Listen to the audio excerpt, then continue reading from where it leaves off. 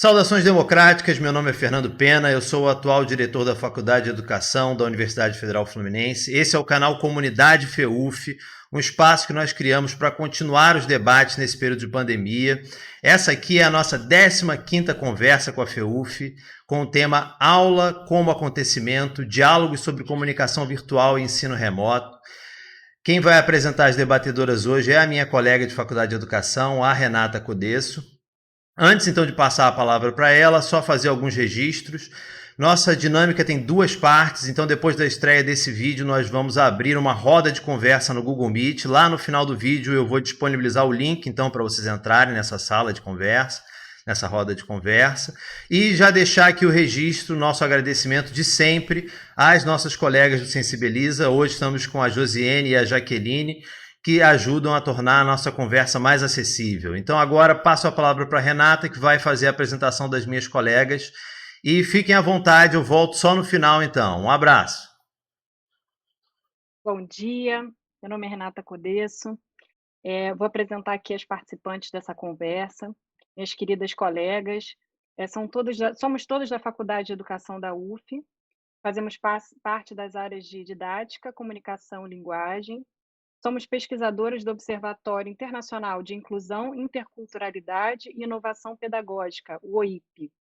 E aqui temos a Rejane Dominique, professora da disciplina Magistério das Disciplinas Pedagógicas do Ensino Médio e professora do mestrado profissional em Diversidade e Inclusão na Biologia.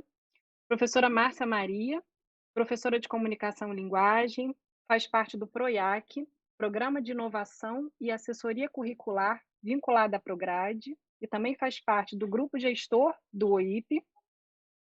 A professora Valceia Barreto Alves, que é atualmente nossa coordenadora do curso de Pedagogia da UF e professora do Programa de Pós-Graduação em Mídia e Cotidiano do IACS-UF. E eu, aqui, professora Renata Codesso, sou professora da pós-graduação em Pedagogia Social da UF. Nós estamos muito felizes de poder estar aqui com vocês nesse momento e esperamos encontrá-los todos bem.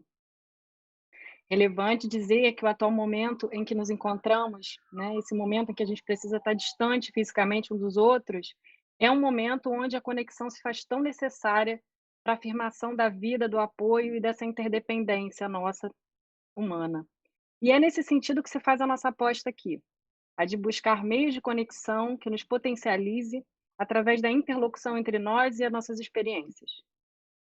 Nesses tempos de ruptura, onde o tecido social parece se romper, surgem novos problemas no campo do ensino que rapidamente são reapropriados por mecanismos de poder instituídos, criando aparentes soluções que nem sempre nos incluem ou nos interessam a cada um de nós de uma maneira ou de outra.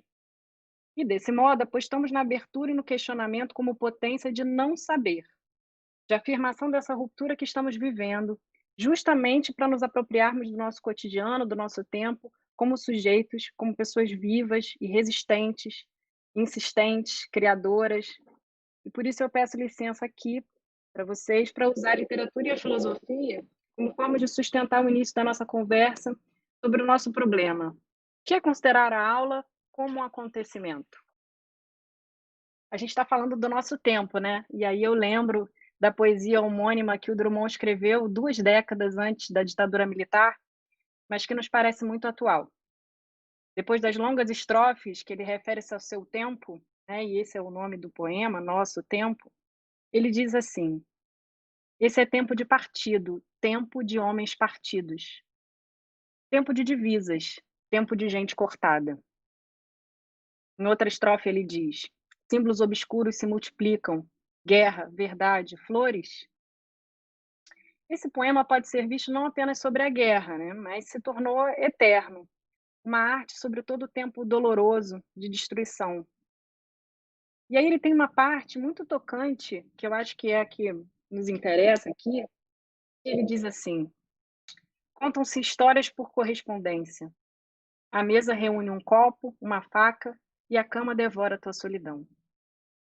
Quantos de nós não estamos nos sentindo assim, não é verdade? Tem um compromisso de fidelidade nenhuma com o texto do Drummond, eu pego emprestado essa estrofe para dar sentido ao que eu tenho vivido. Me interessa para falar com vocês aqui a posição que ele coloca nesse poema que é a posição do poeta. Então, depois que ele fala bastante da situação difícil do nosso tempo, né, que é o nome do poema, ele vai dizer que, no final, qual a posição do poeta diante da ruptura, da tristeza e da dificuldade. Então, ele diz assim: o poeta declina de toda a responsabilidade na marcha do mundo capitalista e, com suas palavras, intuições, símbolos e outras armas, prometa ajudar a destruí-lo como uma pedreira, uma floresta, um verme. Esse é o poeta. Mas como ele faz isso? Como ele desiste dessa culpa do fracasso, dessa responsabilidade do caos? No que ele aposta, afinal? Que posição estranha é essa? É diante de toda a dificuldade, essa insistência, esse heroísmo. Então, o poeta usa as suas palavras, suas intuições, seus símbolos como armas de resistência, de insistência. Eu me pergunto como essa posição que se apropria do que acontece, para usar fazer arte, para resistir, está sujeito da mudança, mesmo que como um pequeno verme, porque às vezes é através de uma via menor, né? O que ela tem a ver com a posição daquele que ensina? Como essa posição, descrita no poema, como a posição do poeta pode nos ajudar a repensar as nossas práticas de ensino?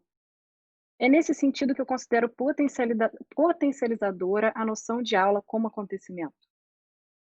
Considerar a ruptura como oportunidade, não passar depressa por ela com conteúdos prévios e com o nosso saber, mas ousar perguntar, escutar, abrir espaço para a reinvenção, para outras relações com a arte de conhecer. Então, a gente parte dessa conversa de uma construção plural da noção de acontecimento, mas eu vou falar um pouquinho da minha visão particular da noção de acontecimento na inspiração dos filósofos Alain Badiou e Gilles Deleuze, que fazem parte da minha história. Só para contextualizar a minha visão. O Alain Badiou é uma ferramenta aqui, né? Porque parte do princípio de que todo ser humano é, no início, um mortal comum condicionado a repetir o saber instituído. Mas quando esse mortal comum se depara com a ausência de saber para se relacionar com o imprevisto, é que o sujeito surge e o novo pensamento é possível. Esse modo de pensar, então, ele elogia o não saber, a abertura para algo que se inaugura. E eu coloco a seguinte questão para nós: o que significaria para nós pensar o que está além do conteúdo da aula? Gilles Deleuze, em seu livro Lógica do Sentido, também recorre ao poeta francês Jean Busquet para engendrar o conceito de acontecimento. O Jean Busquet, aos 19 anos, sofre um acidente grave na infantaria na Primeira Guerra e é baleado na coluna. A partir dessa ferida, ele muda completamente a sua vida. Antes ele era um militar atlético, e a partir desse acontecimento, que é tão caro a Deleuze em sua obra, ele se torna um poeta, assim como o Drummond. E a essa ruptura como mudança é o que é combustível para desenvolver a noção de acontecimento. A atitude de Busquet é de dizer: a minha ferida existia antes de mim, nasci para encarná-la. Então, ao invés de dobrar a ferida sobre si mesma, num universo de falta, de autodestruição, de pena de si, ele derruba o sentido do ocorrido, dando-lhe uma força de um fora, ao considerá-lo de outra maneira. Os golpes da vida, assim, obrigam o pensamento a encontrar saída, mas antes abre sentido e mostra sua face de liberdade. Parece-nos a consideração deleuziana uma potente maneira de considerar o pensamento e que pode nos servir como arma de resistência, como possibilidade de criação de problemas. Porque o acontecimento se dá no presente. E é isso que a gente quer pensar, né? A gente quer pensar uma aula. Como é pensar a aula como um acontecimento, como um evento que acontece no encontro, no presente. Oferecer abertura no reconhecimento do pensamento como atividade inerente à vida, porque ela só acontece no encontro. Então, pensar a aula como potência do encontro, como afirmação da conexão que é capaz de tornar a dor, é algo capaz de transformar e ressignificar, essa é a nossa aposta. Essa força, para Deleuze, os métodos de saída estão escritos na própria vida, na natureza do encontro. Precisamos aprender com ele, com o encontro. Como se dá essa entrega? A aula como acontecimento torna indissociável qualquer pensamento da experiência prática.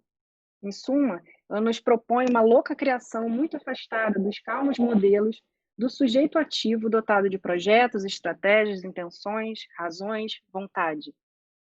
Mas seria possível, provoco vocês aqui, pensar a aula para além desses pressupostos? Que estranha didática estamos querendo afirmar?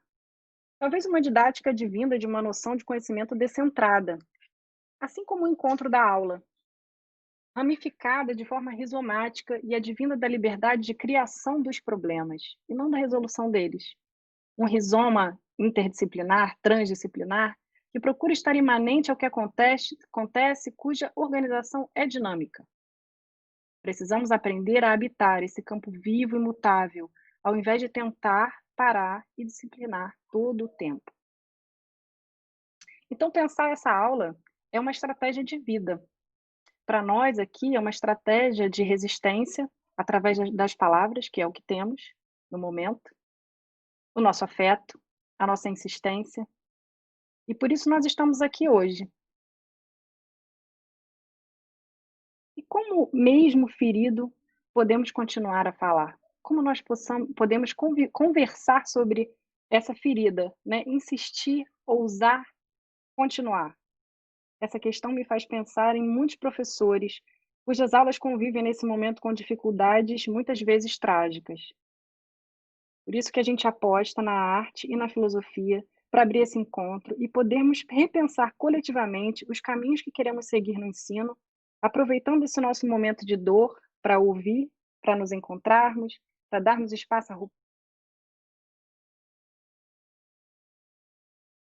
a considerar de outras formas nossa noção de aula. Nesse ponto, nos perguntamos: quais as perspectivas didáticas que estão em relação nas propostas de ensino que estão acontecendo agora? Essas são algumas perguntas. Quais as implicações político-pedagógicas da aula como acontecimento? A tentativa não é de buscar respostas, mas problematizar as práticas docentes, não no sentido de discutir sua relação com as atividades presenciais, mas repensar nosso tempo a partir do acontecimento que nos interpela, que nos obriga a parar, a transformar, e os modos de insistir na vida e na educação como meio de estar no mundo, de se interessar pelo mundo, sob a posição de quem cria, de quem age, de quem ousa falar. A aula como um modo de se opor à morte em vida, ao medo, sem negar e sem paralisar, continuar existindo. Nesse sentido, ousamos discutir possibilidades, rotas de fuga, pequenas trilhas cotidianas da prática docente. Abrimos espaço para as narrativas e trajetórias de vida interpeladas pela exigência de novos roteiros, material orgânico do que escolhemos chamar de aula. E nesse momento, eu chamo a professora Regiane Dominique para nos contar um pouco da sua experiência e da sua visão sobre a aula como acontecimento.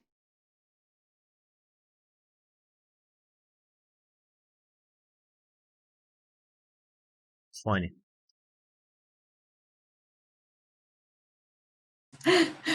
Desculpa, esqueci de abrir o microfone. Bom dia a todos, agradeço muito pelo convite, né, por estar aqui. Na realidade, foi um entre-convite, né, a gente se organizou, né, para estar aqui. Mas é muito importante essa iniciativa que a Faculdade de Educação tem tido, e agradeço especialmente ao Fernando por estar organizando esse trabalho aí com todos nós. E eu quero começar a minha fala expressando assim, a minha solidariedade à menina de 10 anos, né, e a todas as meninas de mulheres e jovens, né, que têm tido sua vida desrespeitada, né, e também a minha revolta, né, com pessoas que, num momento, né, ainda de democracia, se sentem autorizadas a botar na mídia, né, expor, né, e provocar outra violência contra essa menina, indo no hospital onde ela foi realizar um procedimento, né, que é importante para que ela possa minimamente dar continuidade à sua vida. Então, era isso que eu queria dizer inicialmente, e agora eu passo, então, a falar sobre essa aula como acontecimento e esses diálogos sobre comunicação virtual e o ensino remoto. E aí eu fui pegar na minha história de vida, né, nos acontecimentos que passaram na minha vida, um pouco desse processo, porque eu nasci no Rio de Janeiro em abril de 1960. 7 dias depois, a capital foi transferida para Brasília. E 8 anos depois do meu nascimento, quando eu estava no 2º ano de escolaridade, foi decretado o AI-5. Então, esses acontecimentos, mesmo que eu não tivesse consciência deles, eles foram tramando, né, interagindo com a minha vida e me transformando. E o meu pai, ele era metalúrgico, mas ele lia bastante. E lia em várias línguas, e eu me lembro também que nós saíamos muitas vezes no centro da cidade onde eu morava, para irmos aos sebos, para procurar livros de bolso do Perry Rhodan, que é um personagem que, desculpa que eu estou ligando o cronômetro aqui, é um personagem, né, que fazia viagens espaciais e que lidava com seres diferentes, com robôs, com máquinas, né? E meu pai, inicialmente ele lia para mim, depois quando eu fui alfabetizada, os que eram em português eu lia. E ele provavelmente não tinha a ideia de que estava provocando acontecimentos, né, na minha existência com essa literatura e implantando, né, a minha capacidade de abstração, o interesse pelas tecnologias. E nos anos de chumbo, né, era o que suponho um pai operário, né, poderia ajudar, né, a contribuir para a formação de uma visão crítica sobre o mundo, né, e de uma capacidade de abstração sobre o que estava acontecendo. Quando a gente chega, né, nesse momento e a gente sabe, né, de que um vírus ele migra, né, do Oriente para o Ocidente e chega numa velocidade de um avião ou de um barco, né, e contamina numa velocidade quase que a velocidade da internet que nós vivemos hoje, a gente pensa que a gente está vivendo naquela ficção científica que eu lia, né, junto com meu pai.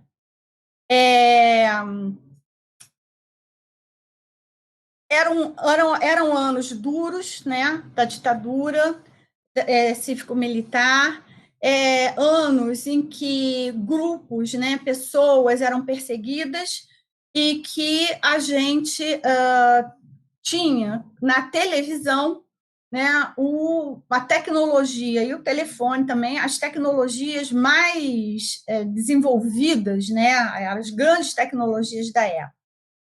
E nessas tecnologias, a gente tinha também, no jornal, né, impresso, na TV e no rádio, propagação de notícias que nem sempre eram totalmente verdadeiras. E hoje a gente tem na internet as tais das fake news. E há um grupo de pessoas, né, esse mesmo grupo que foi lá, né, no hospital, agredir médicos, que tem ido em vários hospitais, mas mais recentemente agredi lá no hospital da menina que foi fazer um procedimento para salvaguardar a sua infância, e negam a existência de fatos que são concretos ou produzem e divulgam fatos que são não verdadeiros. A internet, que nasceu nos anos 70 para conectar pesquisadores de universidades americanas, era uma comunicação entre poucos, mas hoje ela é uma rede de computadores que está difundida internacionalmente e Castel denomina como, né, nesse momento que a gente está vivendo, como a era da informação. A gente vive, então, numa sociedade conectada que gera uma interdependência econômica, cultural e política, em um mundo no qual a informação chega de um lado ao outro do planeta em segundos, né? e onde, apesar da informação, né, chegar rapidamente, informação não significa comunicação. E a gente tem hoje uma sociedade repleta de comunicação, de informação, mas que não se comunica, né, como deveríamos nos comunicar. E aí eu trago para a gente refletir o Dominique Volton, né, o pensamento de Dominique Volton, que ele afirma isso, né, essa distinção entre comunicação e informação. Ele diz que são dois movimentos que andam juntos e propõe a construção de uma teoria da comunicação sob uma ótica humanista, uma teoria que valorize a democracia, né? Apesar dele propor a destecnologização, uma palavra difícil, da comunicação, nesse momento de pandemia, a gente está super tecnologizado e os nossos atos comunicacionais, né, e até de informação, eles, para se manterem, eles, diante, né, do distanciamento social, a gente buscou, né, o apoio dessa tecnologia também na formação de professores, na nossa interação como sujeitos, professores, que precisam se comunicar, seja entre nós, seja com os nossos alunos. E Volton afirma que a comunicação ela é mais complexa do que a informação, e que não existe a comunicação sem a informação, obviamente. Mas a comunicação ela é mais difícil do que a informação. E hoje, devido ao excesso de informação, a gente acaba tendo pouca comunicação, e os grandes eventos tecnológicos dos séculos 19 e 20, foram eles que provocaram essa cisão, né, que antes não havia. Mas que a gente precisa ter uma parceria na luta a favor da reunificação entre informação e comunicação, para que a gente possa trabalhar para a emancipação humana.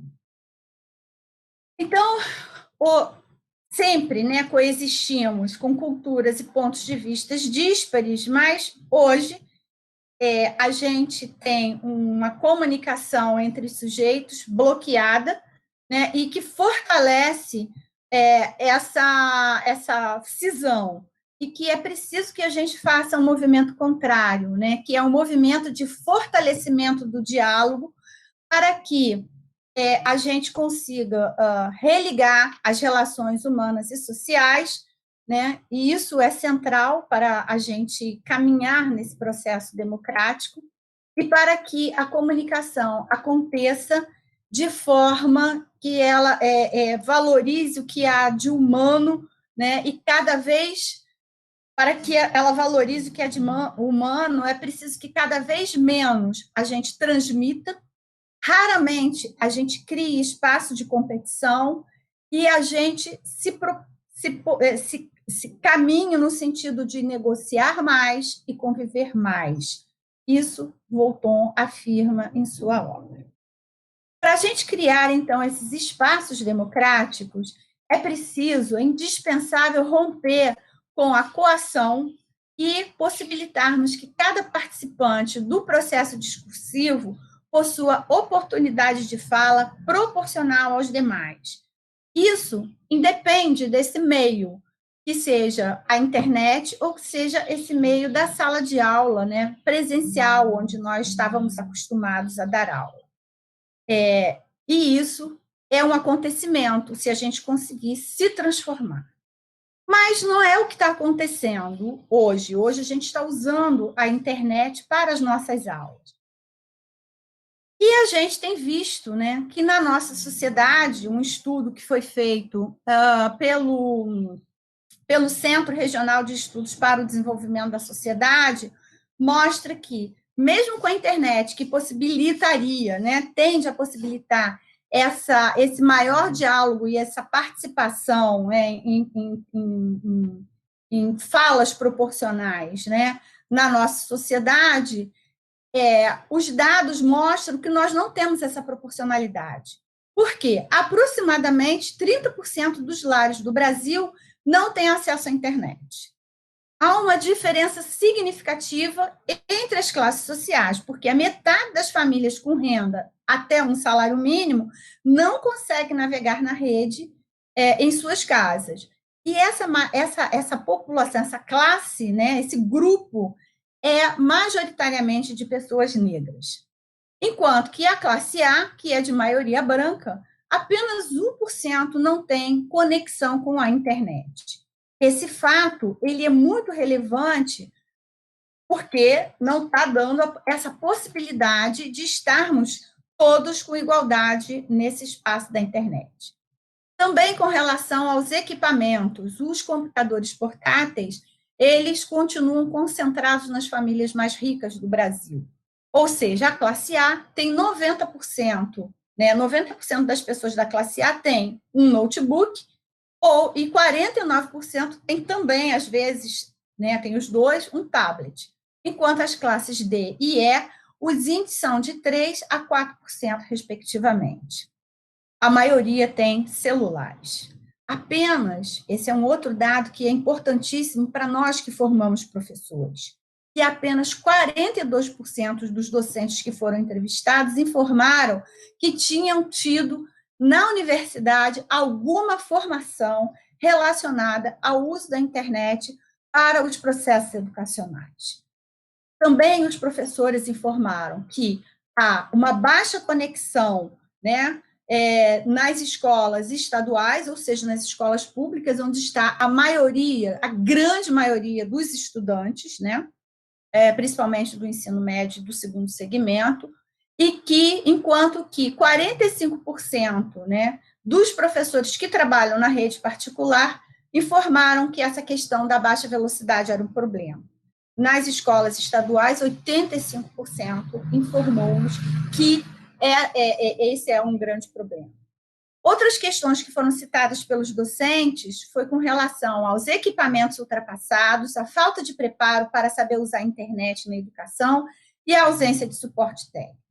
Então, essa é uma realidade, né, que ainda deixa muito a desejar e faz com que a nossa fantasia, né, de uma sociedade igualitária, fantasia, desejo, vontade política, não esteja se concretizando, né, e que o acesso à saúde, à educação, à moradia, à alimentação e ao direito à comunicação no Brasil, ela realmente não está, não se realiza, não está plena. Então, a gente está vivendo num mundo que me apareceu nos anos da minha infância e adolescência, lá na TV preto e branco que eu assistia, né, o mundo com uma pandemia que apareceu nas séries Terra de Gigante, Túnel do Tempo, Perdido nos Espaços, Star Trek, mas que hoje a gente fica torcendo, né, que o Dr. McCoy, que era o médico da Frota Estelar, ele invente o soro que salve a vida em todos os planetas da galáxia. Isso aqueles que estão conectados com uma humanidade, né, e com a busca da vida da humanidade. Eu queria solicitar que a Valceia projetasse aí uma imagem para ajudar eu a fechar essa minha fala, no sentido de que a gente tem tramas, né, do passado, do presente, da arte, da política, sonhos de futuro, as ciências, né, e a corporeidade dessa mulher que é branca, sexagenária, professora e pesquisadora, né, refletindo sobre os acontecimentos, né, que estão aí na nossa vida. E nessa imagem, que faz parte de um filme que eu assisti, né, quando eu era jovem, né, já mais do que adolescente, quase na idade adulta, é uma imagem de um cara, né, chamada Lágrimas na Chuva, e outras pessoas chamam ela de Time to Die, porque a imagem do personagem Roy Batty, que é um replicante, que questiona a ética de humanos que criou, semi-humanos, que são enviados para realizar trabalho de colonização em Marte, e cuja existência tem hora marcada para terminar. Nesse momento de pandemia, a gente reflete sobre um governo que também acha que há pessoas que podem ter hora marcada para terminar. O ROI, assim como outros replicantes, ele foi criado para realizar, cumprir funções utilitárias, humilhantes e perigosas. As suas vidas, as vidas dos replicantes, são condicionadas às finanças. E essa lógica dialoga com aquela que defende que o isolamento social é apenas para alguns e que as escolas poderiam voltar a funcionar. Na universidade, na UF, a gente tem dito não ao retorno às aulas nas escolas, porque toda vida importa. Então, a gente tem dito sim ao diálogo democrático com alunos e professores e funcionários mediados por esse equipamento. Mas vejam lá, a distopia que a ficção científica nos apresentou, né, e colocou as máquinas e o conhecimento produzido pelos humanos, né, como algo que era para a dominação dos humanos, ela também pode ser usada, pode ser apropriada para que a gente supere, né, essa mesma lógica. E foi isso que é isso que a gente tem feito na Faculdade de Educação. A sala de aula pode ser um espaço de comunicação e de acontecimento. E eu compreendo que na fricção, né, na ficção e no mundo real, as tecnologias, né, elas podem nos ajudar a superar aquilo que Achille Mbembe denominou de necropolítica. E será por meio de políticas, né, construídas com o outro, na parceria, implantando caminhos da cultura da participação. A gente tem possibilidade, né, de potencializar saídas desse triste momento histórico, aprendendo com Foucault que a escola, o hospício e o presídio foram tecnologias políticas criadas para ordenar o caos das cidades, né, e do mundo, mas a gente pode também transformar essas políticas de dominação em políticas instituintes, por meio dos movimentos sociais, dos movimentos dos sujeitos, que buscam resistir, se insurgindo e superando a racionalidade do silenciamento, do esquecimento e da morte. Muitos professores estamos fazendo movimentos voltados para a vida, para a solidariedade, para a inclusão, para a inovação pedagógica. Estamos criando caminhos de participação e de criação de uma cultura da partilha que estimula a criatividade e a generosidade em um mundo conectado. Estamos usando a ciência e as tecnologias em favor do humano. Se há pessoas com memórias de tecnologias, né, pessoas com memórias de tecnopolíticas que subjugaram a humanidade, estamos recriando na cooperação entre as pessoas que buscam aprender juntas uma tecnopolítica, né, onde construímos uma comunidade de aprendizagem conectada. Mais do que somarmos gravetos, né, juntamos as diferentes experiências e saberes, agora sim, friccionamos as nossas inteligências e produzimos um fogo instituinte na Faculdade de Educação. As reflexões sobre o nosso necessário deslocamento para as salas de aulas virtual têm produzido também deslocamentos afetivos e sociopolíticos, transformando, né, os nossos encontros em acontecimentos onde a arte de fazer entre pessoas se recriam em um momento no qual muitos precisamos assumir nossos saberes e partilharmos esses saberes na busca de uma alfabetização digital, superando o isolamento físico e construindo um espaço de comunicação. Mais uma vez, eu pego o Shirki e busco apoio nele, né, para reflexão, as reflexões que tenho feito, e trabalhando a ideia, né, de que as tecnologias informacionais podem trazer também à sociedade, né, aos grupos, né, uma alfabetização política e navegarmos, então, juntos nesse mar da democracia.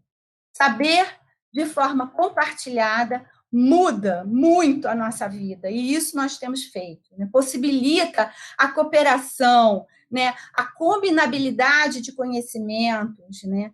Termos um conjunto de opiniões partilhadas numa comunidade democrática, né, que respeita as diferenças, ela possibilita a inclusão de professores e estudantes, né, como uma porta de relações mútuas, e possibilita, né, cria as condições para a gente se estruturar a comunidade de práticas inclusivas via internet.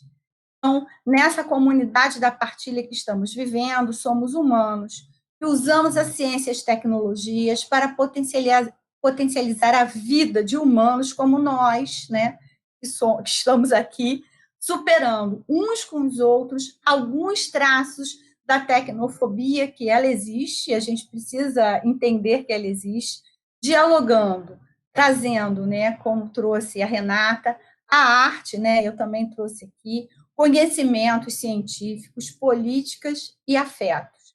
Nós estamos produzindo juntos um conhecimento e nos transformando. E eu terminei.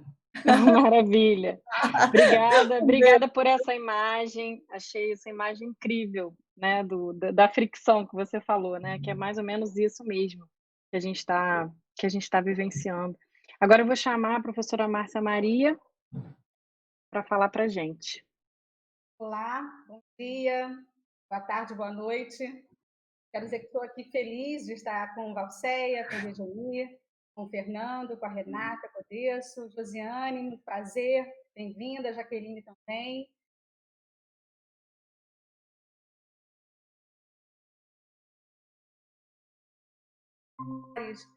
Dialogando, né, estendendo para esse espaço virtual muito do que nós vimos dialogando, né, cotidianamente dentro da Faculdade de Educação. E a gente se encorajou a estender esse nosso processo de reflexão aos demais colegas, né, de outros cursos, não somente as faculdades de educação. Outras áreas para nós também são muito importantes nessa chamada, nesse convite ao diálogo, tá bom? Vou então seguir aqui na organização que eu fiz para compartilhar com vocês as ideias que eu tenho para hoje, tá bom? Desde que me dei conta, com milhares Só um instantinho, Márcia, desculpa.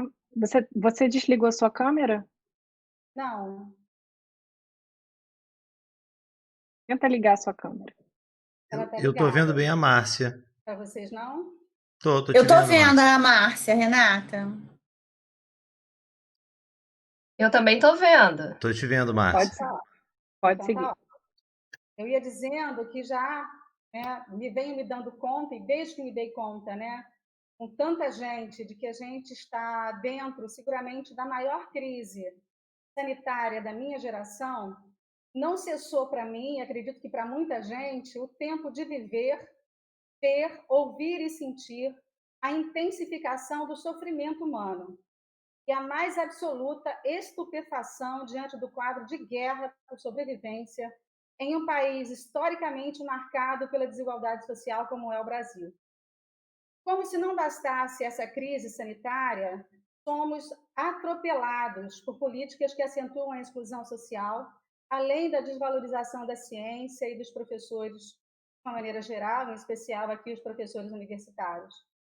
Tudo isso gera, consequentemente, um duplo risco de morte, eu diria, né? A morte física e a morte também, o risco de morte do direito de sonhar, do direito de criar, do direito de ser e acontecer, com as suas ideias, né? Diariamente, e aí é só uma lembrança de uma lembrança, né? Diariamente, em média, morrem aqui no Brasil, de Covid-19, mais de 1.000 pessoas. Nossas vidas sacudidas assim me levam a constatar que a pandemia exerce sobre nós, inevitavelmente, uma forte pressão que nos obriga a reagir, que nos obriga a insurgir. Isto é, nos obriga e nos leva, nos impulsiona a criar o novo na resistência, a repensar nossas ações, as concepções que sustentam as nossas práticas, sim, as nossas práticas profissionais, que orientam as nossas interações na sociedade, nossas relações familiares, nossas posições no campo profissional. Paradoxalmente, somos impulsionados a olhar o novo, a olhar o mesmo de novo, a criar o novo no mesmo. É desse jeito que eu me dirijo a vocês, meus colegas professores, estudantes, com a intenção de puxar mais um fio dessa conversa, né? Já há muito tempo iniciada. Diria se tratar de uma conversa antiga, mas que agora ganha o impulso da emergência. Eu parto do entendimento de que os discentes, os nossos alunos, nos dizem dos nossos olhares e fazeres enquanto docentes. Quero dizer que, para repensar a docência, posso e diria que devo observar também o que pensam e dizem os discentes sobre as práticas docentes. Nesse sentido, vou indo direto ao assunto e chamar para discutir sobre o ensino, entendendo que o ensino implica considerar quem ensina e quem é ensinado em seus contextos de produção de si como professor e como estudante, respectivamente. Eu cito aqui, então, já para início de conversa, um estudante, a fala de um estudante, o processo de reflexão de um estudante, que concluiu recentemente uma monografia orientada por mim, intitulada Vozes do Meio, Provocações Semióticas para a Pedagogia do Diálogo. E ela se deu nesse âmbito, né, das atividades acadêmicas emergenciais, que são as ACE aqui para nós aqui da UF, né? Então, o que a Milena Areias, que já me autorizou a fazer aqui o compartilhamento desse pequeno trecho da bela monografia que ela escreveu, ela diz assim: já se foi o tempo de entender o professor enquanto portador único do saber, aquele cujas dadivosas cordas vocais propagam o conhecimento e o direcionam às cabeças ocas do alunado. Se assim fosse, a modernidade teria decretado a nossa extinção, já que hoje contamos com as mais variadas e engenhosas ferramentas de armazenamento de dados, que despejam informações numa velocidade inalcançável a nós humanos. No entanto, se aqui estamos e resistimos, é porque há uma dimensão bem mais profunda no trabalho docente. É dessa dimensão profunda ou é dessa multidimensionalidade profunda que implica o ser docente? É o que nós tentamos aqui, com a Milena, tentar dizer um pouco. Então, a Milena e todos nós aqui reconhecemos a indissociabilidade entre os estudos da linguagem e a atividade docente. Além disso, pensar currículo, didática e avaliação são mais alguns dos temas que orientam essa problematização necessária. É uma problematização necessária, esse é o nosso chamado, esse é o nosso convite. Sobre as práticas docentes na universidade, hoje, especialmente, estamos falando da docência universitária.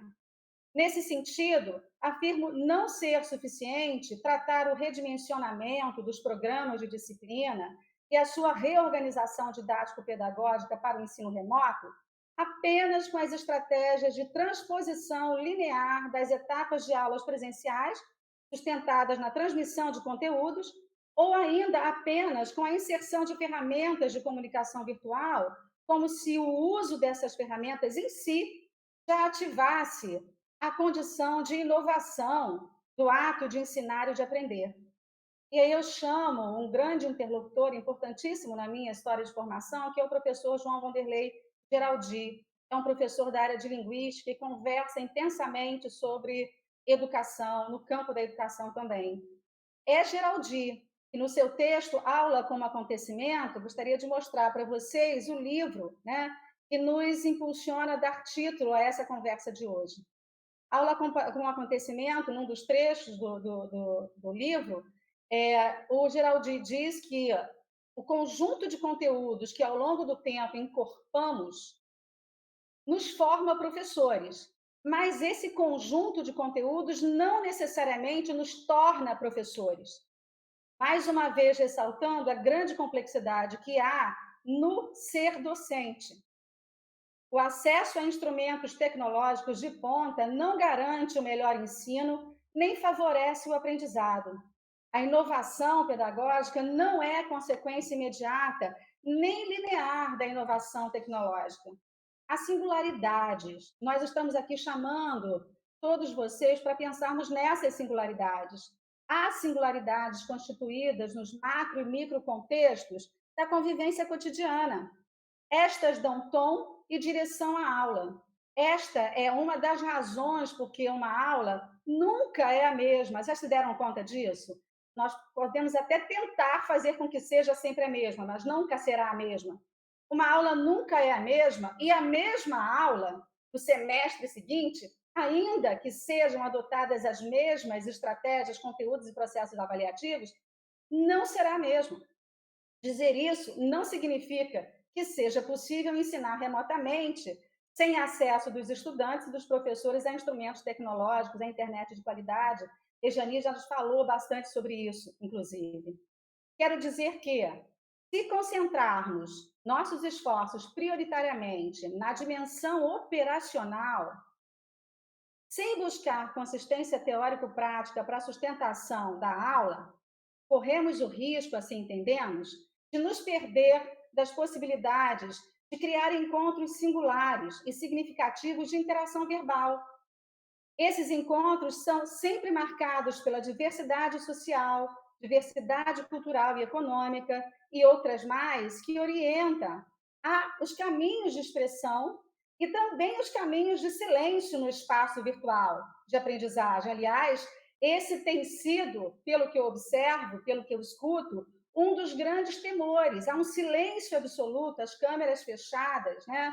Como fazer uma aula se eu não vejo as pessoas para as quais eu estou direcionando as ideias, né? E aí, mais uma vez, nós estamos aqui defendendo com o Geraldi, e aí já faço aqui uma divulgação de um outro livro, que é Educação, Arte e Vida, em Bakhtin. Ele diz que, o Geraldi nos diz que não há educação fora da relação entre o eu e o outro. Por isso, esse incômodo que muitos colegas têm, com razão, de não sentir a voz do outro, de não sentir o olhar do outro nesse campo de comunicação virtual que é o nosso. Um lugar privilegiado, diz Geraldi, é o da interlocução tomada como espaço de produção de linguagem e de constituição de sujeitos. Antes de qualquer outro de seus componentes, a linguagem fulcra-se como evento, faz-se na história e tem existência real no momento singular da interação verbal. Geraldi continua dizendo que é da natureza do processo constitutivo da linguagem e dos sujeitos discursivos sua relação com o singular, com a unicidade do acontecimento. Por isso, os discursos são densos de suas próprias condições de produção. Sendo cada vez únicos, fazem-se no tempo e constituem-se na história, e constituem história. Os sentidos jamais se fecham e jamais estão sozinhos. Eles vêm acompanhados da entonação avaliativa. E esta é o modo de marcar materialmente posições socioideológicas. Se não há signo sem ideologia, não há diálogo efetivo sem os necessários deslocamentos, ainda que mínimos, de uma posição, de compreender a outra posição. Todo o movimento que Rejane fez conosco agora, de relembrar o passado, de articular as situações vividas em contextos outros, diversos, é esse movimento de deslocamento, é esse diálogo que se instaura, é essa interação verbal que está para além do momento, do instante objetivamente presente, porque é diferentes vozes de tempos distintos falando ao mesmo tempo. Então, assim, há uma posição de compreender a outra posição, né? E dela a ela, ou dela retornar para a sua posição, enriquecido por esse embate produtivo do encontro de consciências equipolentes, autônomas, mas não independentes das condições sociohistóricas de suas constituições. Sem esses deslocamentos, o diálogo morre no seu nascedouro. E aí diz Geraldi, são vozes mudas quando esse diálogo morre. São vozes mudas que falam a surdos. Essa é ou não é, talvez, uma sensação de professores que estão, talvez, mais habituados a falar e falar nas suas aulas, contando com a escuta silenciosa dos estudantes? Já mesmo fora desse espaço virtual, não estaríamos, talvez, nós produzindo situações em que vozes mudas falam para surdos? Essa é uma indagação que eu faço para mim e que compartilho enquanto indagação com todos vocês, né? O foco de nossas reflexões está nos tensionamentos de nossas certezas, tomando como referência para isso os impactos da cybercultura na formação humana.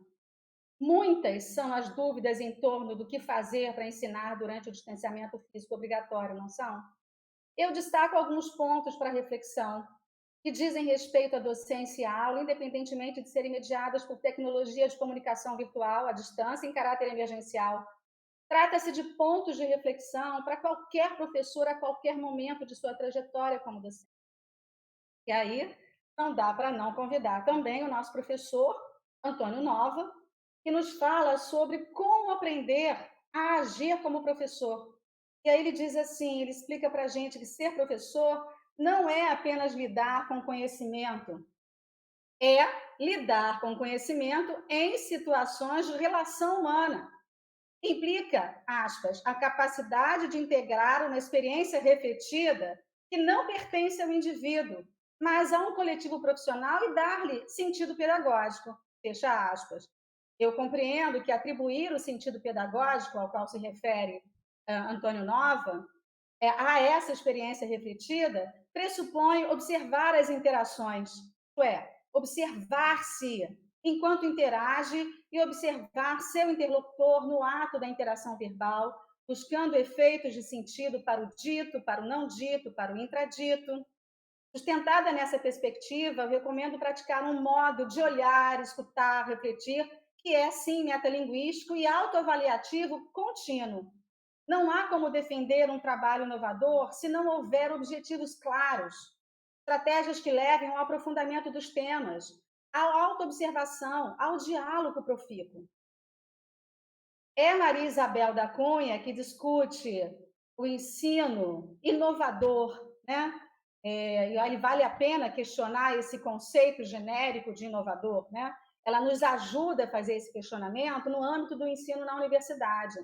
E ela faz questionamentos aqui aos discursos sobre a inovação pedagógica que não apontam para uma efetiva mudança. Ela também reclama conosco que não basta o aparato tecnológico para sustentar uma aparência de inovação tecnológica e como se ela fosse o mesmo que uma inovação pedagógica, né?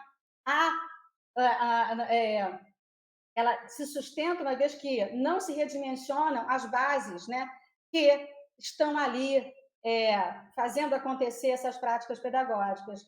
Ela chama atenção para uma necessária mudança de cultura, ou mudança da cultura do ensinar e do aprender, que não se constrói através da inclusão desses recursos que a gente acabou de dizer, apenas, né? Mas compreendendo os modos, novos modos de ensinar e aprender que esses meios viabilizam. Ela vai dizendo, ela vai repetindo que esses modos de circulação das informações se modificaram. Rejane, mais uma vez aqui fazendo referência à sua fala. O papel do professor mudou. Os modos de ler, estudar, conhecer foram alterados. O foco deixa de ser a transmissão e passa a ser a articulação entre o aprendiz e o conhecimento, e o professor na mediação dessa relação entre aprendiz e conhecimento. A aula, então, se constitui pela abertura de outros tempos e espaços de aprendizagem. Este aqui, por exemplo, é um outro tempo e espaço de aprendizagem que a gente não esperava, que tão de perto ficasse como inevitável nas nossas vidas. Considerando esse processo que é sempre heterogêneo e é intercultural. A Maria Isabel da Cunha identifica o caráter pedagógico inovador a uma necessária ruptura paradigmática. É profundo assim mesmo, é abrangente assim, explora esse conceito e a partir da relação que ela estabelece entre pedagogia, epistemologia e cultura. Há outros modos de construir conhecimento, há outros modos de ler que estão implicados aqui nessa contemporaneidade, na contemporaneidade. Ela critica essa posição que é positivista, de conhecimento que, na expectativa de uma neutralidade, de uma possibilidade de ordem e de controle, afasta o quê? Autoria, afasta a dúvida como método, afasta a emoção, afasta a pergunta, que é condição para saber, né? A pergunta é uma condição para o saber, para construir o saber. E aí eu trago uma outra estudante, que dentro de uma aula do ano passado, né, a Valquíria faz uma reflexão emocionada dentro da aula, enquanto nós falávamos sobre tecnologias, né, e educação. Ela relata um episódio que viveu com um estudante dela, ela também é professora, é estudante de pedagogia e já atua como professora. Ela se sentiu bastante pressionada e desafiada na sua autoridade, no seu conhecimento como professora, por uma criança de menos de 10 anos. E ela foi dizendo, nesse processo de reflexão, eu pedi depois que ela escrevesse sobre isso, e ela aceitou, e eu agradeço a disponibilidade da estudante, né? E ela vai dizendo o seguinte: antes de pensar como as redes sociais e as tecnologias impactam a sala de aula, não posso não pensar em como elas mudam a vida e as formas de interação. Uma geração que parece ter nascido programada para um momento de deslizar, ou melhor, para um movimento de deslizar, que acessa 5 páginas de conteúdo diferentes ao mesmo tempo e interage com conhecimentos sem qualquer filtro ou limite territorial ou censura. Uma geração que pode fechar e silenciar os conteúdos que não lhes interessam, que pode organizar-se ideologicamente sem sair do quarto. Certamente ela aprenderá e olhará para a escolarização a partir de uma outra perspectiva. Pronto, ela já nos ajuda a pensar que o olhar que estamos tendo para esse formato tradicional de aula, ele precisa ser repensado porque os modos de viver mudaram. Talvez nós estejamos insistindo num formato de aula que não caiba mais. Ela continua dizendo, eu precisava respeitar o tempo e a forma como ele aprendia. Essa foi uma das suas conclusões, quando ela aceita o desafio, o enfrentamento de lidar com essa dúvida, com esse diferente, com esse desconforto que o aluno provoca numa situação de aula. Precisava compreender que o que se passava na cabeça de um menino que se interna em sites científicos e tem no conhecimento o seu lugar de poder, abrir mão do poder, tarefa difícil, árdua, e que, creio, para docentes, ser quebrado apenas pelo exercício contínuo da praxis, em seu sentido mais literal e realizável. A prática imbuída de teoria, que volta à teoria e a reformula a partir das contradições da realidade, é a proposta de Valquíria para todos nós. Uma estudante nos dizendo como ela enfrenta os desafios da sala de aula, que eu acho que me parece bastante pertinente, né? Olha como os discentes nos ensinam bastante também.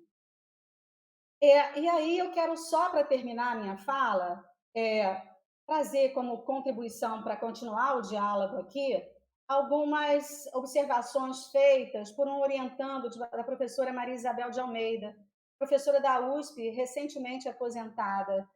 Ela discute sobre a base, né, teórica do que nós chamamos de pedagogia universitária, e o Guilherme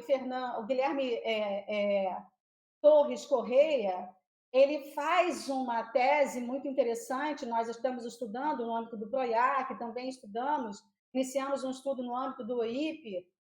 Eu recomendo para todos ler a tese intitulada Os Labirintos da Aula Universitária. Ela foi defendida em 2016. E aí eu trago alguns aspectos, né, que ele destaca como achados, como conclusões dessa pesquisa, né?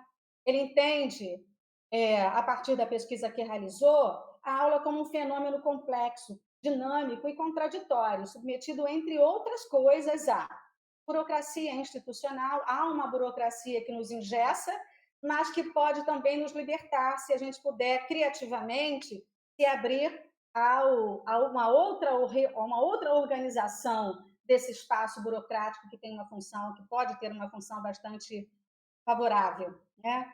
Ao currículo fragmentado, as disciplinas estanques que não dialogam entre si, que provocam distanciamentos ou repetições que talvez fossem desnecessárias se entrasse aí um movimento de reorganização que implicasse esse diálogo, a escuta às singularidades, ao tempo do agora, as pressões do capital, a própria configuração de uma instituição universitária que tem bases na organização social burguesa e que provoca, sim, exclusões.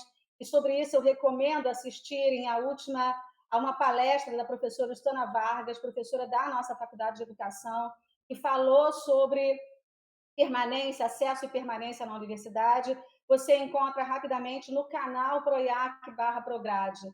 Muito interessante essa fala e explica esse contexto universitário do ponto de vista social, do ponto de vista histórico. Também o Guilherme nos diz sobre as diferentes demandas dos estudantes. A escuta aos estudantes se torna fundamental. Há muitas demandas que nós não ouvimos se estamos centrados no ensinar, nos conteúdos que precisam ser transmitidos, sem nos darmos conta de que transmitidos para quem? Quem são esses estudantes com as suas demandas? Né? Qual é o recorte etário? Qual é o recorte social, econômico, cultural que marca a sua trajetória dentro e fora da universidade e que tem, sim, implicações para o instante da aula? As variadas intencionalidades pedagógicas, o Guilherme vai dizendo, são variadas. Essas intencionalidades pedagógicas são socializadas, são compartilhadas com os estudantes? Eles têm a visibilidade em relação àquilo que queremos enquanto professores e aquilo que os alunos talvez estejam esperando ou não entendendo o que queremos? As dificuldades didático-pedagógicas decorrentes da ausência de formação para a docência, elas são inúmeras, e é sobre elas que nós estamos querendo também falar hoje, né? A organização reificada do espaço-tempo, essa reificação, essa cristalização de um espaço-tempo escolar, universitário, estamos obrigatoriamente, felizmente eu diria, sendo chamados a romper agora, imediatamente. As condições precarizadas do trabalho docente, não preciso dizer muito mais, né? Porque todos estamos vivendo na pele essa precarização há anos, e agora intensificadas com as últimas políticas. A naturalização das formas de produção e mobilização dos corpos e afetos no processo educativo. A fala de Renata, a meu ver, está muito próxima a essa sensibilidade, né? a esses afetos, a essa linguagem que o corpo também constitui e diz muito, né? Aos desencontros dos sujeitos desse processo e suas perspectivas trajetórias. Então, ele vai percebendo que há que se dar conta, né? Atentar que o processo educativo implica a alteridade, o olhar o outro, porque é o outro que vai nos dizer como estamos dizendo, os efeitos da nossa presença em relação aos outros, né? Há aspectos qualitativos relacionados ao tempo e ao espaço que precisam ser considerados. Há necessária transgressão, né, dos corpos, desse espaço em que os corpos ocupam, espaço-tempo de ocupação dos corpos, tá bom? Em suma, ele inclusive vai dizendo que e aí eu encerro dizendo isso, me desafiando, né, porque sou professora universitária, desafiando vocês, que ser docente para muitas áreas, em especial as áreas que não tiveram, que não exigiram formação específica docente para atuar como docente, porque muitos colegas atuam como docentes, sem terem tido formações específicas para ser docente. E há muitos de nós que não desejamos ser docentes, que estamos muito mais fortemente interessados, ligados e investidos na pesquisa, na extensão, e que o exercício da docência se apresenta como um grande desafio. Nós já sabemos disso, nós entendemos isso. E é exatamente por essa razão que nós nos colocamos aqui 100% abertos a dialogar sobre o desafio que é ser docente. Porque podemos transformar a aula como acontecimento na perspectiva de Geraldi, na perspectiva que foram apresentadas aqui pelas vozes das colegas também e pelos autores citados. Tá bom? Agradeço imensamente a escuta e é isso. Um grande abraço. Muito obrigada. Para a Renata. Obrigada, Márcia. Obrigada a esses estudantes também, né, que contribuíram tanto para esse momento aqui, né? E eu vou chamar a professora Valceia. Valceia, com você. Obrigada, Renata. Boa tarde, boa noite a todos, todas. É um grande prazer e privilégio estar aqui com vocês. Me solidarizo com as colegas nos posicionamentos que colocaram sobre o respeito que temos que ter à vida, cuidado que temos que ter com o outro, cuidados éticos, cuidados afetivos, que já integram bastante o nosso posicionamento ao momento em que estamos vivendo e as questões que estão aí pululando nas mídias e nas nossas vidas, no nosso cotidiano. Retomando um pouco lá do que a Renata falou no começo, sobre o nosso tempo, eu também vou me utilizar aqui de uma poesia, de um trecho que eu considero uma poesia, que ele fala que há tempo para todas as coisas, debaixo do céu. Né? Há tempo de nascer, de morrer, de plantar, de arrancar o que se plantou, de matar, de curar, de derrubar, de edificar. Tempo de chorar, tempo de rir, tempo de prantear e tempo de dançar. Há tempo de espalhar pedras e tempo de ajuntar pedras. Também há tempo de abraçar e de afastar-se de se abraçar. Há tempo de buscar, tempo de perder, tempo de guardar e tempo de lançar fora. Tempo de rasgar, de coser, de estar calado, de falar, de amar, de odiar, tempo de guerra e tempo de paz. Que proveito temos no tempo? Que proveito temos do nosso trabalho, da nossa ação diante do mundo? E é nesse sentido de pensarmos no tempo, me perdoem pela emoção, estou me atravessado durante todo esse tempo de hoje, nesse sentido de pensarmos nesse tempo, nós viemos hoje nos perguntar, nessa mesa, nesse espaço tão potente de diálogo, qual é o tempo que nós temos vivido? Como nós identificamos esse tempo que nós temos vivido nesse momento, enquanto seres reflexivos, enquanto atores sociais, enquanto universidade? Que tempo nós estamos identificando e como esse tempo atravessa nossas ações? E é nesse sentido, essa poesia de Salomão está em Eclesiastes, no livro de Eclesiastes.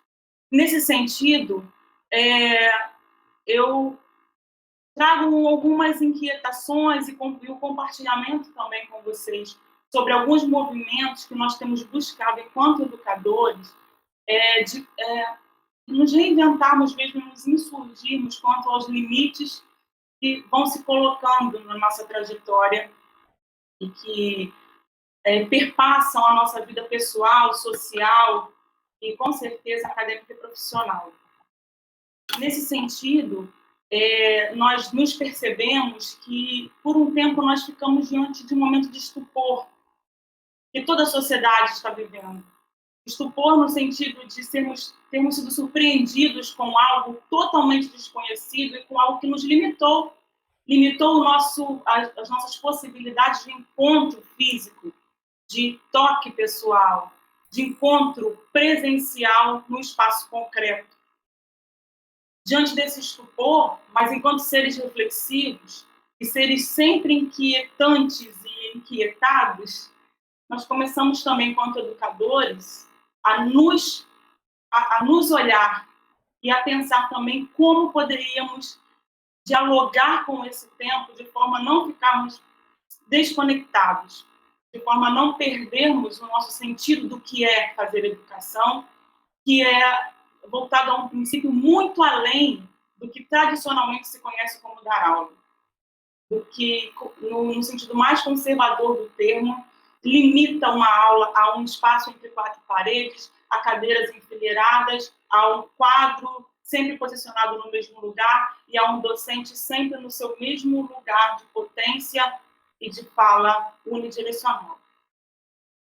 Diante dessas inquietações e diante da nova reconfiguração que nós vivenciamos interacionais nesse momento, nós começamos a nos questionar por dentro da Faculdade de Educação, e eu me coloco como sujeito nesse espaço, porque vivo, né, nesse contexto, junto a outros contextos de vida meu, mas nós começamos, então, a pensar caminhos, nos inquietar, nos tensionar, nos provocar a pensamentos de como e o que fazer diante desse momento que nós pensamos que seria breve e que começou a se estender para um tempo que já não nos era permitido estar inertes, ficarmos inertes. E, através de diálogos, tensões entre corpos docentes nas várias instâncias da nossa faculdade e também da universidade, nós fomos procurando tecer caminhos de aproximação com a comunidade acadêmica. Nossa preocupação, sempre no início, foi como alcançar esse estudante, como estar junto aos estudantes da universidade, da faculdade, de forma que não houvesse uma desconexão total do que estava acontecendo, né? E desse entrelaçamento, desses encontros que nós provocamos. Porque nós acreditamos que a educação ela é muito para além de uma aula. Por isso que nós defendemos que a aula é um acontecimento, porque a aula é um encontro. É um encontro que se promove nesses momentos específicos. Nos momentos que hoje nós enquadramos em 40 minutos, 50 minutos, 1 ou 2 horas, mas que, na verdade, são momentos que se reverberam para além daquele tempo. Reverberam na vida desses sujeitos que estão envolvidos para além desse tempo. E como pensar nessa reverberação dentro de um contexto onde não nos encontramos mais fisicamente e onde vemos que a tecnologia digital ela se coloca diante de nós como algo, como uma resposta, como, na verdade, um único meio de conexão nesse tempo. Recuperando um pouquinho do que Levi nos fala, né? Levi ele era um entusiasta da tecnologia digital, um entusiasta das redes, ele mesmo se coloca assim como otimista, com relação à possibilidade de alcance da rede, das possibilidades de construção de inteligência coletiva. Ele coloca o termo que era cybercultura, e nós estamos imersos nessa cybercultura. E já estamos imersos há um bom tempo, enquanto seres que caminham pelas ruas, que se conectam uns com os outros pelos aparelhos celulares, pelas redes, pelos e-mails. Mas quando essa necessidade chega à educação, o que a gente faz com isso? Foi esse, eu acho, o primeiro momento que nós enfrentamos de estupor e de questionamento, de tensionamento sobre o fato de que a tecnologia seria o nosso único recurso nesse momento para buscarmos essas conexões. E, nesse sentido, começamos a gerar realmente muitos questionamentos internos, sem nos eximirmos do nosso contexto social e político e econômico dentro do nosso país e também, claro, no mundo como um todo, mas especificamente dentro do nosso país. Então, essas tensões também atravessaram nossos diálogos e também atravessam ainda hoje, de certa forma, até assombram muitas das nossas perspectivas. Mas sempre buscando ser insurgentes e querendo buscar a ideia da inovação muito para além de aparatos tecnológicos, mas muito caminhando junto com o que Márcia Maria trouxe sobre Isabel Cunha, que fala da inovação como uma quebra de paradigmas. Nós aí estamos enfrentando esse momento, buscando uma quebra de paradigmas de algo que já nos estava posto e já nos era muito comum, muito cômodo, inclusive, convivermos, mesmo que sempre inquietados, sempre buscando novas formas de fazer, buscando significar nossos encontros, nossas aulas, nós sempre estávamos já muito acomodados diante de uma realidade que já estava dada. Diante desse momento novo, nós começamos, então, a nos questionar como provocar esse movimento, que é um movimento muito além da criatividade, é um movimento realmente de invenção, porque a invenção ela precisa ser com o outro, precisa ser dialogada. E nesse exercício de diálogo constante, nesse caminho da dialogicidade, bem no sentido do que Paulo Freire coloca, a dialogicidade no sentido de ouvir, fazer junto, ouvir e fazer com, não ouvir e fazer pelo outro, não ouvir e fazer para o outro, mas com o outro. Nesse sentido, nós fomos nos tensionando e procurando tecer caminhos. Dentro da Faculdade de Educação, surgiram movimentos muito potentes. Nós conseguimos viabilizar, no primeiro momento, o Festival em Casa com a FEUF. Foi um momento riquíssimo em que nós pudemos estar ali olhando, né, para o festival, eu como professora que participou da organização, também propondo atividade e vendo os depoimentos de estudantes e professores sobre esse movimento. Nós vimos ali o conceito, na minha concepção, o conceito de rizoma, né, tão defendido aí por Deleuze e Silvio Gallo também fala muito sobre isso. Como o conhecimento ele é rizomático e como ele vai alcançando ramificações e interrelações que elas precisam ser explicitadas na aula como acontecimento. Elas são explicitadas quando a aula é o acontecimento. E aqui eu quero que nós pensemos sempre nesse momento da aula como um momento de encontro. E esses encontros, eles estão acontecendo aqui hoje, nesse momento, eles acontecem em vários momentos. Se nós formos entender a aula como acontecimento, a aula como um encontro de diálogos, nós podemos até nos entender nas nossas próprias reuniões pedagógicas internas como aulas, que é como eu enxergo. Aprendo demais com os colegas, aprendo demais com os estudantes, com os servidores, quando estamos nesses encontros potencializados hoje e vivenciados hoje na Faculdade de Educação. A partir desses encontros e desses momentos, nós fomos construindo possibilidades, né? Citei o Festival da FEUF porque foi um evento em que nós realmente pudemos ver e ouvimos dos colegas que, nesse momento, nós poderíamos um pouco que abandonar, e alguns começaram a entender, a ressignificar o papel das tecnologias digitais, as olhando não como um limitador e não como algo que compete com o papel do professor, mas que pode potencializar o papel do docente. Porém, algo importante que deve ser pensado, entendido, que nós temos provocado e nos tensionado muito nas nossas discussões internas, é que essa tecnologia, a tecnologia digital, as formas novas de nós nos encontrarmos, elas não podem ser simplesmente reprodutoras do que já havia. Porque aí sim elas nos apropriarão, nós não as apropriaremos. Nós trabalhamos com o conceito de que nós precisamos nos apropriar das tecnologias para produzir, através delas, os conhecimentos, as conexões e os rizomas que nós precisamos, entendendo que são possíveis de serem criados, entendendo que nós acionamos certos pontos de conexão desse rizoma, mas o rizoma, ele foge à nossa conta. Ele vai alcançando outros caminhos, de acordo com as vivências dos sujeitos que vivem nesse contexto. Pensando nisso, nós estamos aí num momento em que o festival foi se fundando, muito articulado com o semestre letivo especial, que aconteceu aí em julho e agosto. Márcia mencionou, que foi feito no contexto das ACE, das Atividades Acadêmicas Emergenciais para Concluintes. Foi um outro momento de rearranjo que nós precisamos fazer para atender a essa questão que a universidade nos colocava, mas especialmente para atender a esses estudantes que poderiam estar já concluindo seus processos de formação na faculdade, né, e seus processos de formação docente. Nesse sentido, fizemos outros encontros que foram ressignificando, potencializando esse momento, que está sendo vivido e concluído agora, e que também traz muitos tensionamentos, também traz muitas questões que já nos fazem reavaliar e repensar o nosso caminhar. Pensando aí objetivamente no semestre letivo regular que está para começar, e aí por isso que a gente pensa na aula como acontecimento, o ensino remoto como tema aqui desse encontro, nós temos nos articulado em grupos de trabalho que se dividiram em 6 temas específicos, e cada um desse tema tem um cuidado específico com acessibilidade e inclusão, com questões de políticas internas e externas, com a questão dos currículos, das praxes docentes, a interação com as redes de educação básica, pensando aí nos estágios, a questão da saúde, relação com educação e saúde, preocupados com a questão de como a comunidade acadêmica está vivendo esse momento e quais as condições que nós poderíamos oferecer para possibilitar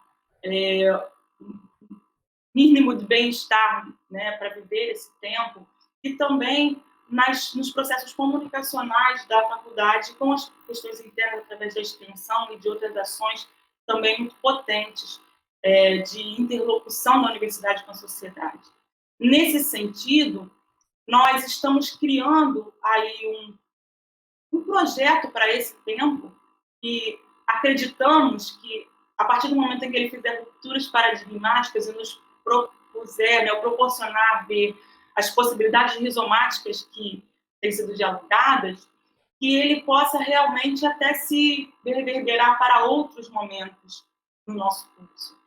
E, querendo caminhar aí já para o final, as proposições que nós estamos aí pensando e articulando são proposições muito objetivas, no sentido, muito objetivas, mas que se colocam no campo da subjetividade, pelas autonomias dos sujeitos envolvidos. Mas nessa inter-relação interdisciplinar, né, no contexto da praxis curricular, como pensarmos nessa ideia desse rizoma, numa praxis curricular que pode ser potencializada nesse momento, mas que não é para ser pensada só para esse momento. O momento talvez esteja nos provocando a nos descentralizarmos e potencializarmos esse pensamento, mas ele já é um pensamento que nos vem acompanhando nas nossas praxis e nas nossas intenções pedagógicas, didático-pedagógicas, então político-pedagógicas também. Então, nesse sentido, nesse momento, o que nós temos pensado enquanto faculdade é como proporcionar para a comunidade acadêmica, estudantes, docentes e servidores técnico-administrativos que sempre estão entrelaçados também nesse caminho, práticas e praxis que possam articular conteúdos, que possam promover conhecimentos para além de conteúdos disciplinares, para além de cadeiras e áreas de conhecimento, que possam fazer uma interlocução que vai se repercutir nos processos de avaliação, que já não serão processos também fragmentados, mas processos integrados, integrativos. Essa é uma ideia que nós pensamos e que poderia ser pensado também, é um grande desafio, mas poderia ser também pensado nos contextos da educação básica, nos contextos do ensino superior, nas diversas áreas. Como promover práticas interdisciplinares, interligadas e rizomáticas, para que nós pudéssemos produzir processos de produção de saberes significativos e potencializadores de produção de novos saberes, de novas conexões. E, nesse sentido, nós caminhamos. E aí, trazendo Paulo Freire para concluir a fala, eu digo que ninguém caminha sem aprender a caminhar, sem aprender a fazer o caminho caminhando, refazendo e retocando o sonho pelo qual se pôs a caminhar. É nesse sentido que nós estamos caminhando, nos fazendo no caminho e perseguindo nosso sonho, nossos princípios de uma educação de igualdade, uma educação de respeito às diferenças, uma educação que realmente promova a produção de saberes por todos os atores sociais em constante dialogicidade. Obrigada a todos por esse momento. Obrigada, Valceia. Quero te agradecer, quero dizer que nós estamos juntas, né? Quero agradecer a todas aqui, agradecer à Faculdade de Educação, a Sensibiliza UF e a equipe do OIP UF, que organizou essa conversa. E é isso, Fernando, a gente terminou essa parte. Obrigado, Renata. Obrigado, Valceia, Rejani, Márcia. Então, vamos abrir a segunda parte da nossa dinâmica no Google Meet. Só deixar o registro, como sempre, de agradecimento aqui a Jaqueline e a Josiane, que nos ajudaram a tornar essa conversa mais acessível. E eu vou colocar, então, agora lá nos comentários e no chat o link para do Google Meet. Então, é só clicar e entrar no Google Meet. A gente tem ainda um tempinho aí para debate. Um abraço e até a próxima, pessoal.